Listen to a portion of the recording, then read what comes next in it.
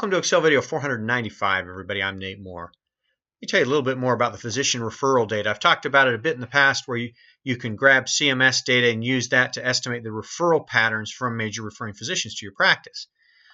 The way to do that, here's my website that gives you more information, but I just want to show you today a sample spreadsheet that you can send me. If you can give me all of the NPI numbers for your providers in your practice, and then NPI numbers for competing providers, either practices across town or in a neighboring county or wherever else you want to look at referral patterns, then what I can do is I can isolate all that CMS data for you and just look at your physicians and your competitors and tell you, here's who's sending to you, here's who's sending to them, the percentages and the market share.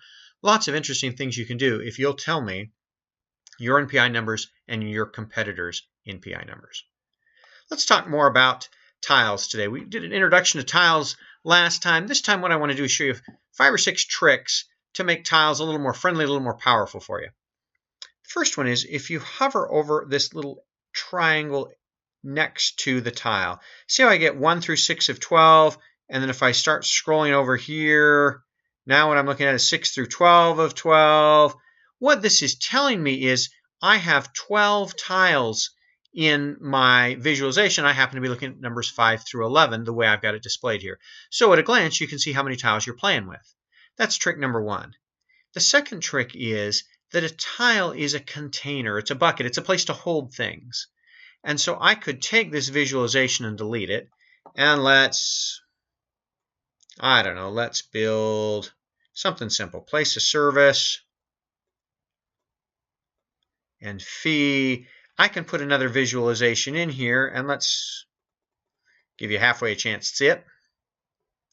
Then what I can do is I can come up here and say local network, Medicaid, Medicare, and the new visualization is inside the container, so it respects these filters, whereas this guy that's sitting outside the tile container won't change when I change the filters.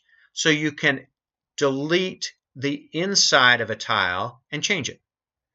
You can also delete the tile and leave the visualization alone. If this is my visualization, I want to add it, all I've got to do is come over to Tile By, and I'm going to remove the field. Now I don't have a tile anymore, and I've just got plain old visualizations that are no longer, this is no longer related to this, the filters won't change. I'm going to Control Z and undo that, bring this tile back. While I'm over here at this menu, the other thing you can do is you can show items with no data, which means if, as I filter down through, if I happen to run out and say, hey, I don't have any Blue Cross data to show in the tile, Blue Cross won't show up as a tile. If you say, oh, I want to show that Blue Cross and tell people, hey, I'm looking at Blue Cross, there just doesn't happen to have any data, show items with no data will help you do that. So we've talked about this little triangle. We've talked about how to get visualizations out of a tile and tiles away from a visualization. We've talked about showing items with no data. Trick number 5 is you can't multi-select a tile. In other words, I can't hold down Shift and do Aetna and Auto, or Control and do Auto and Coventry or whatever. Just you get one tile at a time. That's the rule.